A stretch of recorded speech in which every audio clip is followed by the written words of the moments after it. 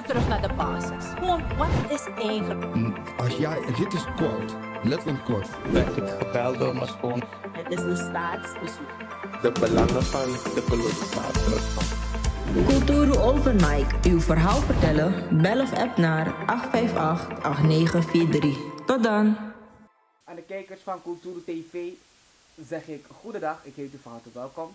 Ik ben na een lange tijd hier weer met meneer Wolf. Meneer Wolf, unotakwa steen. En er zijn zoveel dingen gebeurd in het klein tijd dat we niet hebben gesproken. En daarover zullen we dus vandaag op Kulturu TV praten. Meneer Wolf, hoe gaat het met u? Wel, het gaat zijn gangetje. En, Ik voel nog alles op de voet. ja, Ja, toch? en meneer Wolf moest breken, want NDP win niet. Wel, NDP winnen, maar laat mij dit zeggen. Die ontwikkeling zal niet moeten plaatsvinden. Ja. Alleen zal het niet makkelijk zijn. Als het volk dat begrijpt. Inderdaad zal het niet makkelijk zijn, meneer.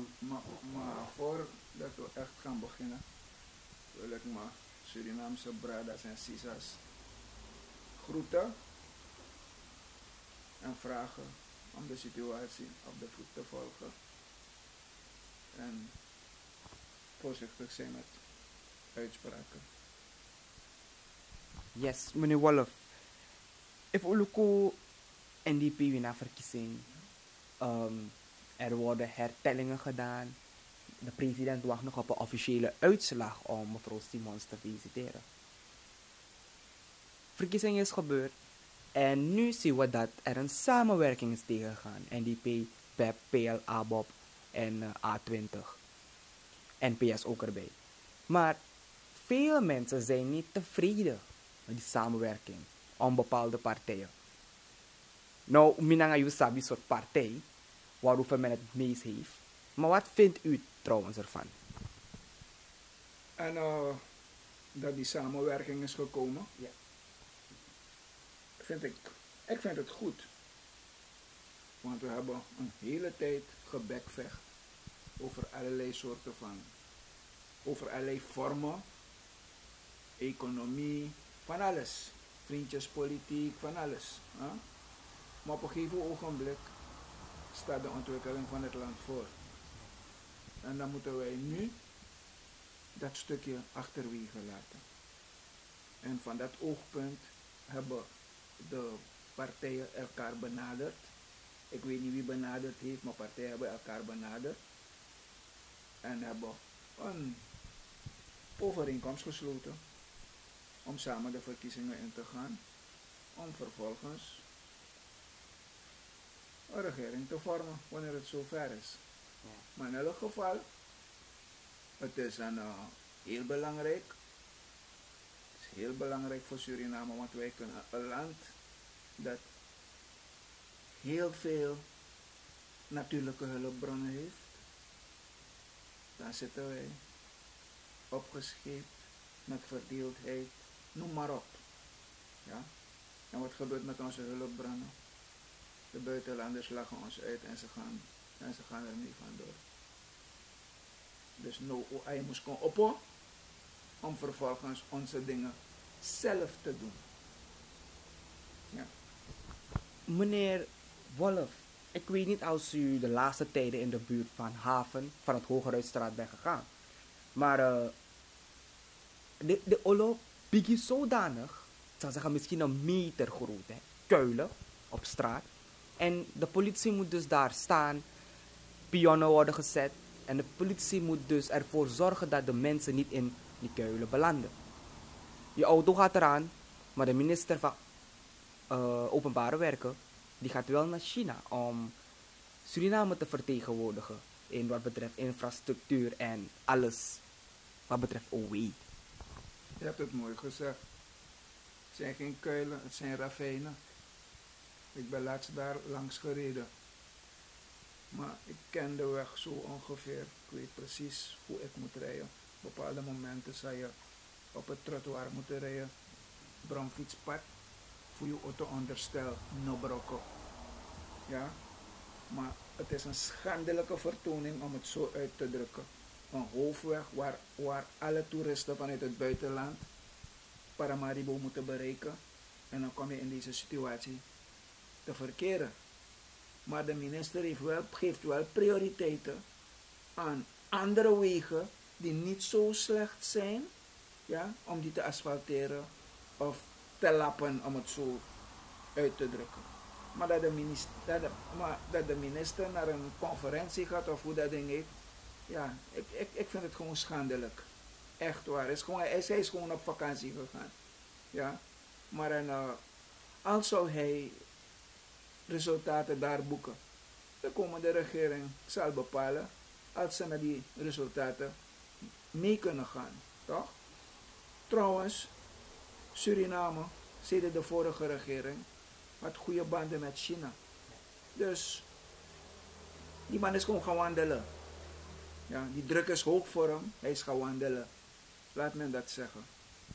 Maar Koshitak, ja, deze regering zit nog een maand ongeveer. En dan in juli wordt de overdraging gedaan, de onthuldiging. Maar wat ik niet begrijp is dat apisten sa doen, kan je best wel nog wat dingen in orde krijgen. Waarom dat niet? Is het weer een money making? Ja, ik heb het ook dat heb ik ook gezien. Ik bedoel, je bent aan het einde van jouw Latijn. Dan moet je afbouwen en verdwijnen. Maar juist nu proberen ze populistische projecten van de grond te halen. Ik vraag me af als ze door die projecten de staatskas willen leeghalen, zodat de komende regering een lege staatskas aantreft. Ja, want ik bedoel, in deze periode hou je alleen maar bezig met verkiezingsuitslag enzovoort, wachtende op overdracht. Maar nee, die mannen gaan gewoon door. Die mannen hebben contracten getekend tot en met december. Nieuwe contracten tot en met december. Dan vraag ik mezelf af van, waarom? Waarom heb je het in het verleden niet gedaan? Ja? En nu vinden die dingen plaats. Dan vraag ik mezelf af, met de mannen oor was pot weer. Maar, ja, oké, dat is gebeurd. Maar, meneer Wolf, er was ook een tijdje, bakken verkiezing, 1 dag na verkiezing, had heel Suriname het over dat plotseling die EGOF-systeem, verkiezingsteller, was uitgeschakeld. Waardoor de NDP is gezakt met zetels. Tot hoever is dat waar? Ja, ik heb het ook gehoord. Maar weet je, ik probeer heel voorzichtig te zijn. Ja. Om niet een reactie daarop te geven.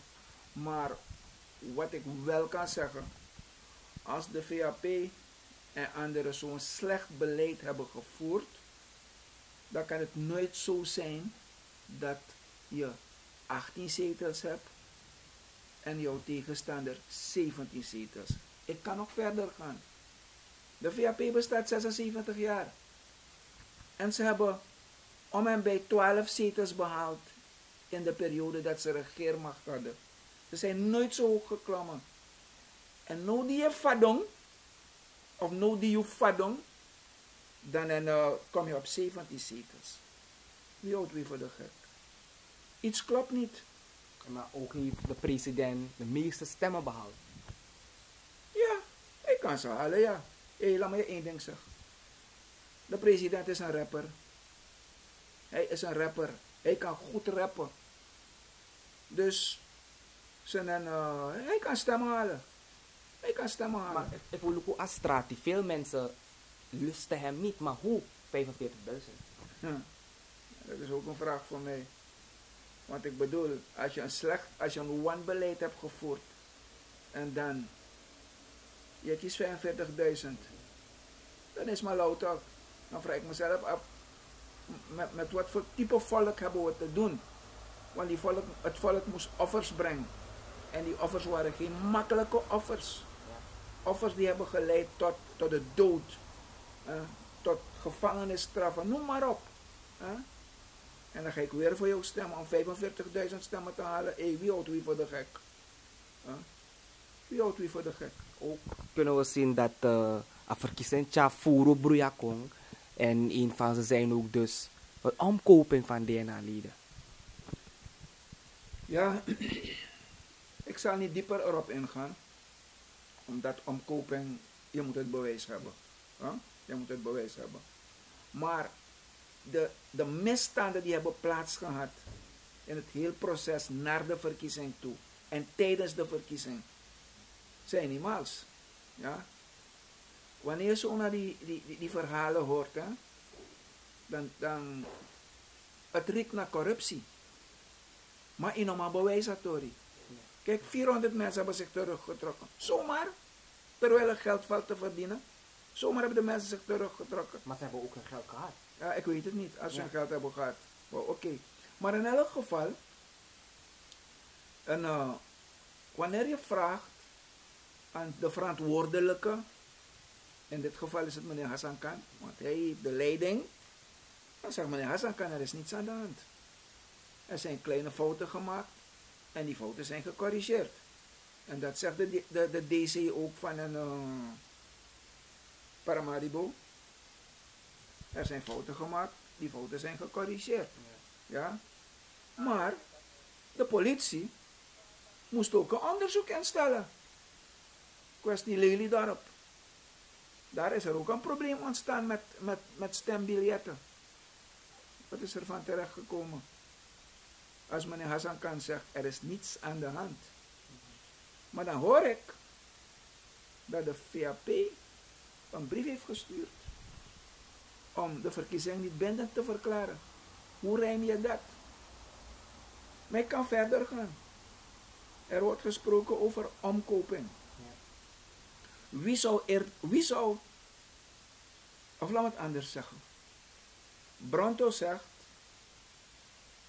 er zijn mensen omgekocht, men heeft geprobeerd mensen om te kopen vanuit die samenwerking. Ja? En VAP viert nattigheid. En dan zegt de VAP, zij hebben het ook ervaren binnen hun gelederen. Wie houdt wie voor de gek? Jij wil regeermacht. Jij wil blijven. Toch? Zal iemand jou komen omkopen om de verkiezing te frustreren? Jouw mensen gaan het niet doen, toch? Want je wil weer aan de macht komen, toch?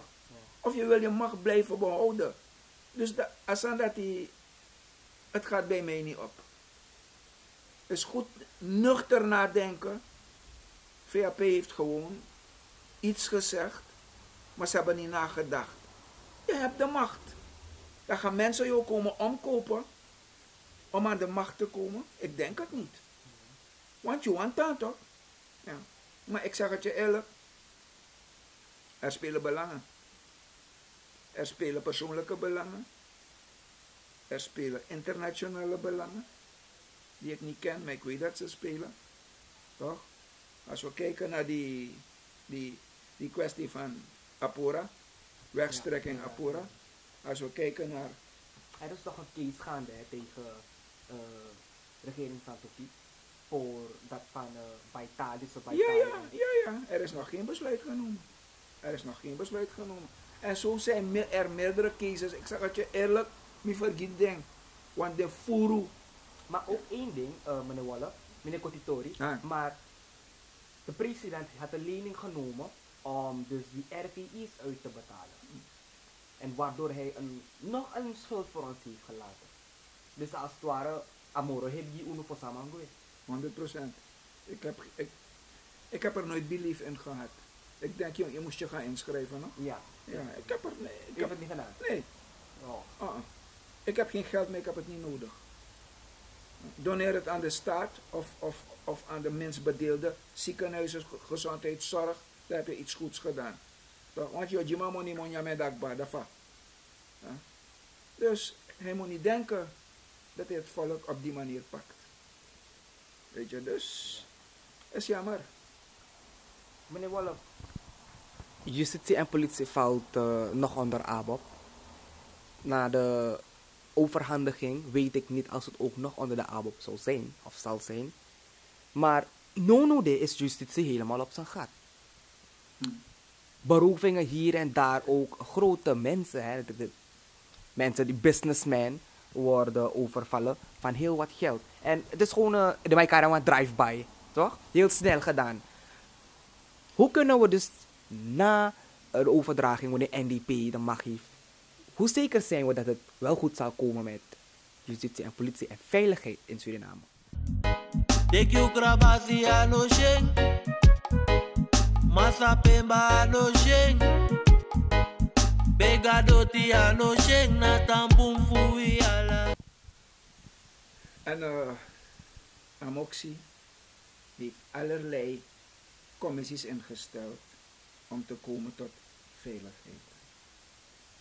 Maar die commissie die nooit is ingesteld en daarover wordt er niet gesproken. En dat is armoede. Ik spreek het niet goed, maar if je no manja zou je doen. De weg van de minste weerstand, je furu. Toch? Laten we kijken hoe we die armoede kunnen minimaliseren, toch? Zodat mensen veilig kunnen zijn. Ja. Want mensen en jongeren die geen criminelen waren, zijn niet crimineel geworden. De Malibi-scoren zijn crimineel geworden. Maar over het vraagstuk armoede, daarover wordt er niet gesproken. Maar er worden allerlei commissies opgericht. Rest nul. Want verder hoor je niets meer van ze. Ik kan je zeggen, Amoxie is zwak. Hij kan geen leiding geven aan justitie. En dan heb je weer iets. Onze rechterlijke macht. Ik weet niet hoe ik over ze moet praten hoor. Want als je kijkt naar bepaalde strafbare feiten, zeer ernstig, dan is 3 jaar die straf. Ja? Onze wetgeving moet ook worden aangepast. Illegale vuurwapens moeten zwaar gestraft worden. Ja? Dat deze taki abo een illegaal vuurwapen, dan isabi tu taki volgens kiesie op veroordeling voor een strafbaar feit sami pleeg, mi abo een straf ook batap af vuurwapen. Dat is het dubbele. Is het dubbele. Ja? Maar die mannen maken zich niet druk. Af de maar voor straf was er nog. Voor straf was er nog. Maar dat is geen zoden aan de dijk. Ja, allemaal kies 3 maanden straf. Die man is weer buiten. Die man gaat verder. Ja. Hij kan niet helpen, want allemaal moest nyang. Ja? Allemaal moest nyang. Inderdaad. Meneer Wolf, Oeshitak, NDP gaat een samenwerking. Maar is dat heel wat op straatinterviews, dan hoor je vaker dat mensen zeggen, tak, regering NDP en de rest. Oh, bos snel, er komt een vervroegd verkiezing, dit en dat. Misschien weet u waarom ze dat zeggen, misschien niet, maar laat me u toch vragen, in uw mind ergens, als er iets zit, waarom ze dat zouden zeggen. Kijk, en er is heel veel gebeurd. Ja. NDP heeft de staatskas geroofd volgens anderen. Toch? Maar we weten precies waar het geld naartoe is. Ontwikkeling. De feiten liggen daar. Ja. Anderen hebben gezegd, we zullen nooit meer met de NDP samenwerken. Anderen hebben gezegd, we gaan de NDP met wortel en tak uitroeien. Of we kunnen niet samen met de NDP werken, want ze moeten niet weer aan de macht komen. Ja? Al dit soort uitspraken zijn gedaan. Ik heb ook uitspraken gehoord van 8 december. Ja? Staatsgreep, die uitspraken zijn ook gedaan. Ja? Maar als wij constant hiermee bezig zijn, wanneer komt die ontwikkeling? Ons ranasma, tap na bita atifu unu. Het moet eens ophouden, anders zullen we nooit tot ontwikkeling komen. En men maakt er gebruik van, of misbruik van, om dat in stand te houden. Maar dat die leiders hebben gekozen om samen te werken, de machine taki, we komen niet verder. Als wij op die manier zo doorgaan, komen we niet verder. En daarom zeg ik ook, Het is een heel proces om deze samenwerking tot het einde te brengen. Ja? Het is je zal heel tactisch te werk moeten gaan om dat als aan de bos. Ja? Want ik bedoel, je kan bepaalde uitspraken doen, Ja. maar wanneer je moet nu gaan afwegen. Je moet nu gaan afwegen. Wat is belangrijker? Die stomme uitspraak die je hebt gedaan van 20, 30 jaar geleden?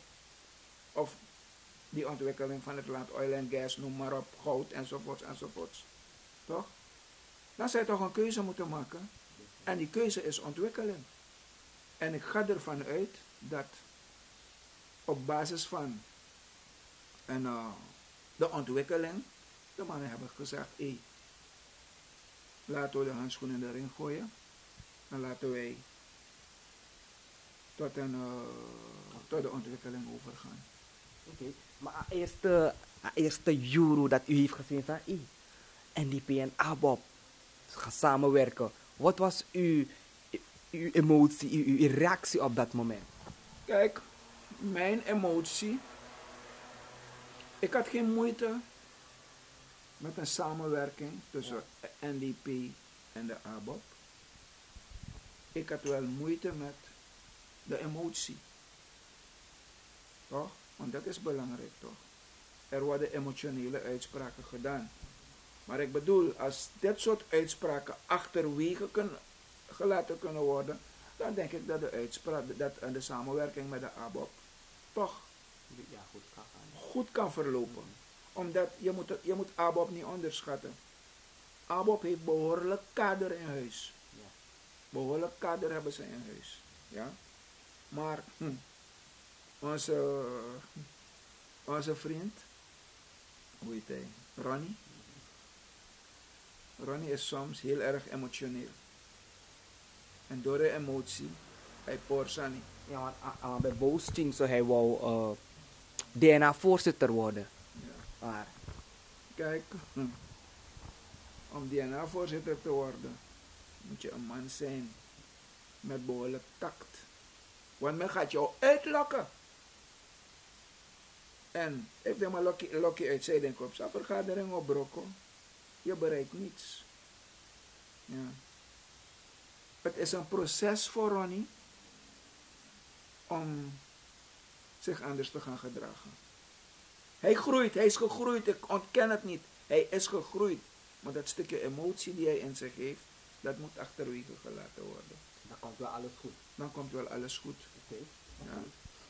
Ik hoop dat van de luisteraars dat ze dat wel meenemen. Want de meeste mensen reageren ook heel emotioneel naar de ABOP of andere partijen.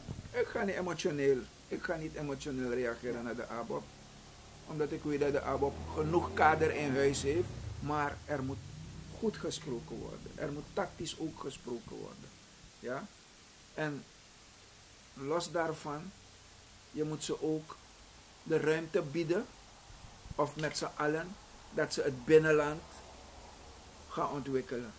Toch? Ja. Dat is maar zelf Oshitake. We zijn bezig met de andere ABOP. Want niet wanneer missives zijn goedgekeurd, dat je let minister voor Financiën leggen uit dat ik heb geen geld. Toch? Maar we gaan reiziger. Ja? Of projecten die... Isabi toch? Nee. De mensen van het binnenland moeten ook die ruimte krijgen om zich te ontwikkelen. Of om het binnenland te ontwikkelen. Want het is ook belangrijk voor ze. Ja. Ook meneer Venetiaan bij Abti is een probleem. Heeft u dat gevolgd? Ik heb het gevolgd. Ik was pissig. Maar uit respect heb ik me even teruggehouden. Maar die populariteit die meneer Venetiaan genoot, want men zegt erevoorzitter, hij krijgt allerlei positieve benamingen, maar hij heeft allemaal stuk geslagen. Ja, door die uitspraken die hij heeft gedaan. in verband met die samenwerking. Ja. Daar komt Rusland nu een schepje erover gooien. Ik zal niet zeggen hoe hij en hoe heet hij? Nee, Kruisland toch? Ja. Kruisland, hoe hij en Rusland heeft genoemd. Ja. Maar Rusland is een kundige man. Kan daar naar Dekati, maar gaande het proces, dan gaat hij zich ook verder ontwikkelen. Want niemand is volmaakt. Ja, niemand is volmaakt. In dit proces ga je heel veel leren. Wat je niet wist, want laat me het zo zeggen, iedereen bezig naar je partij, de oppositie aan de andere kant, toch, is Pagara. Ja? Maar op dit moment ga je in een samenwerking zitten, waar we elkaar moeten leren kennen. Ja? Mensen kennen elkaar op afstand, maar in die samenwerking zal je zeker water in je wijn doen. No? Ja, je zal zeker water in je wijn doen wanneer er bepaalde dingen naar boven komen. Om ze, en hoe zeg je het? Voor demp de even. Snap je? Maar ik bedoel, het moet kunnen. Het moet kunnen. Goed, en meneer Wolf, tenslotte kom ik weer even naar minister Noor Mohammed van Openbare Werken. Hij zei dat meneer Brunswijk, ja, de VP tot nu toe, 2 graafmachines moet terugbrengen. Dus ik vraag me ook even af van, wat doet de graafmachine door het drappen naar de goudvelden dat hij aangeeft. Maar hoe worden er dus dan graafmachines zo uitgegeven? Of is het een leetorie? Ik denk dat het een leetorie is. Want als ik me niet vergis, hou me dat ten goede, heeft Noor Mohammed gezegd, hij is ze komen halen. Ja? Dus wat er precies gaande is, weet ik niet. Maar als je de man 2 graafmachines geeft of leent, whatever, ja,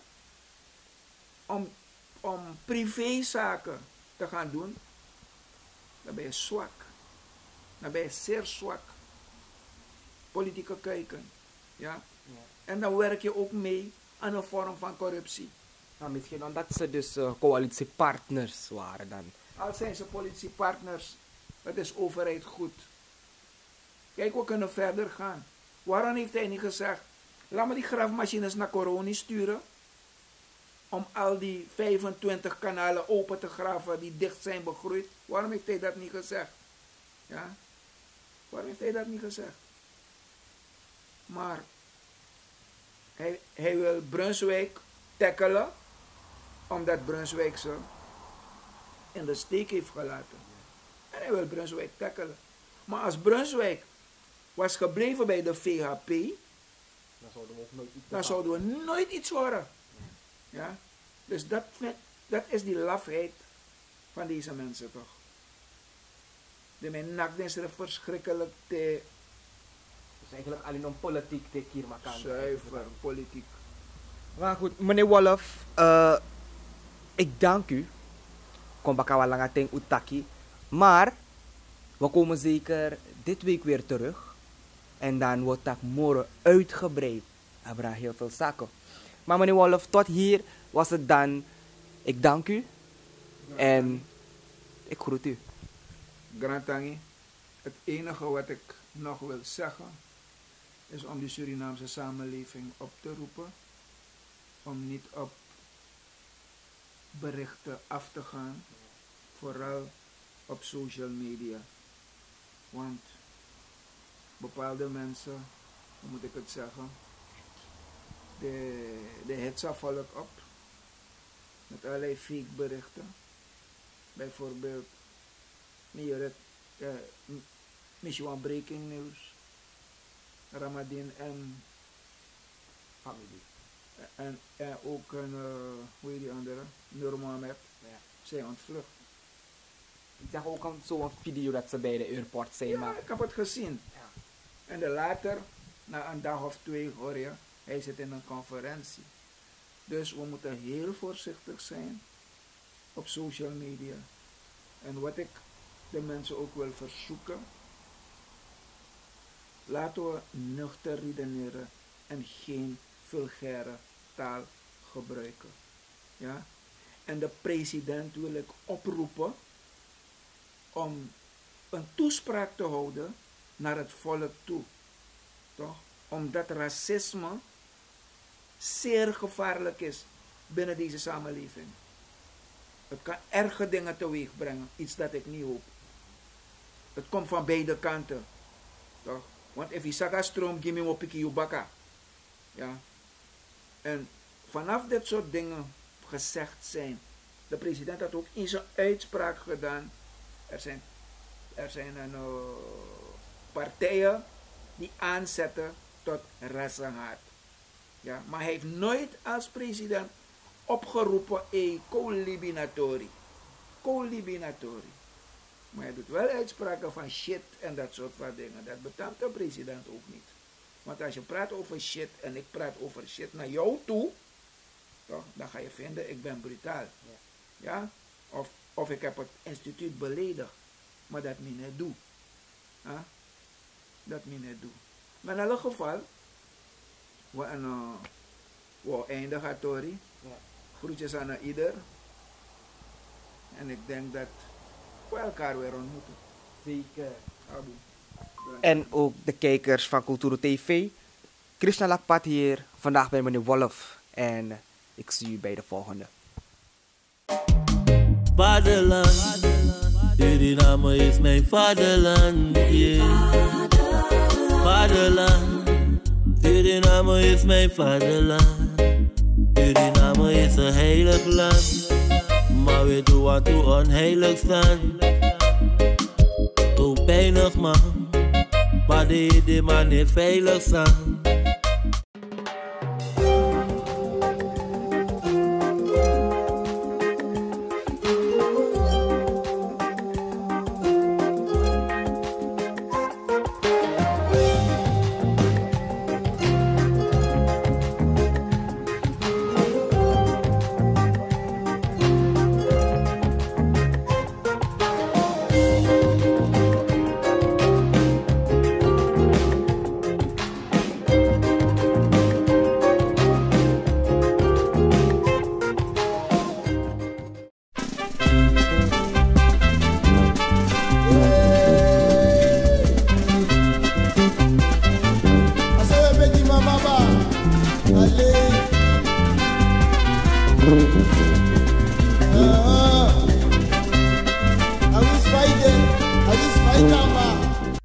Ben jij een gedupeerde van de toeslagenaffaire, ouder, kind of ex-partner? Ga dan naar stichtingherstel.nl. Herstel met dubbel L. Met Stichting Herstel kom je er wel.